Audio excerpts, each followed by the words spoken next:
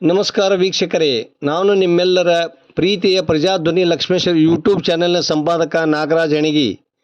ಇಂದು ನಾನು ನಿಮಗೊಂದು ಗುಂಡಿ ಬಿದ್ದು ಹಾಳಾಗಿರುವ ಜಿಲ್ಲಾ ಮುಖ್ಯ ರಸ್ತೆಯ ಕಥೆಯೊಂದನ್ನು ತಂದಿದ್ದೇನೆ. ದಯವಿಟ್ಟು ವಿಡಿಯೋವನ್ನು ಸ್ಕಿಪ್ ಮಾಡದೆ ಪೂರ್ತಿ ನೋಡಿ ಅಭಿಪ್ರಾಯ ತಿಳಿಸಿ. ಇದು ಲಕ್ಷ್ಮೇಶ್ವರ ದೊಡ್ಡೂರು ರಸ್ತೆ. ಇಲ್ಲೇ ರಸ್ತೆಗಿಂತ ಗುಂಡಿಗಳೇ ಹೆಚ್ಚಾಗಿವೆ. ಲಕ್ಷ್ಮೇಶ್ವರ ಮೋಟ್ರಾಗಟ್ಟಿ ಕೆರೆಯಿಂದ ಹಿಡಿದು ಇಂಡಸ್ಟ್ರಿಯಲ್ ಎಸ್ಟೇಟ್ವರೆಗಿನ ರಸ್ತೆಯಲ್ಲಿ 108 ಗುಂಡಿಗಳು ಕಾಣಿಸಿಕೊಂಡಿವೆ. ಈ ರಸ್ತೆಯ ಮತ್ತೊಂದು ಭಯಾನಕ ಸಂಗತಿ ಏನೆಂದರೆ, ದೊಡ್ಡೂರು ಸಮೀಪ ಹಳ್ಳದಿಂದ ಗ್ರಾಮದವರೆಗಿನ ರಸ್ತೆ ಅದು ರಸ್ತೆಯೇ ಅಲ್ಲ, ಗುಂಡಿಗಳ ತಾಣವಾಗಿ ಮಾರ್ಪಟ್ಟಿದೆ.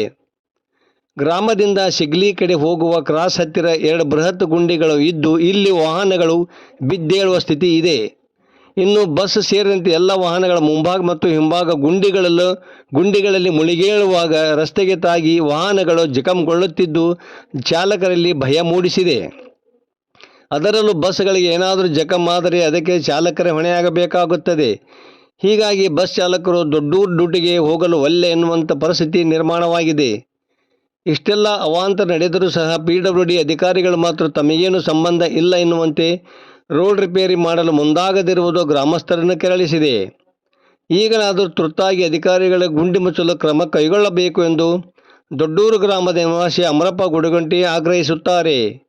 ವರದಿ ನಾಗರಾಜ್ ಹೆಣಗಿ, ಪ್ರಜಾಧ್ವನಿ, ಲಕ್ಷ್ಮೇಶ್ವರ.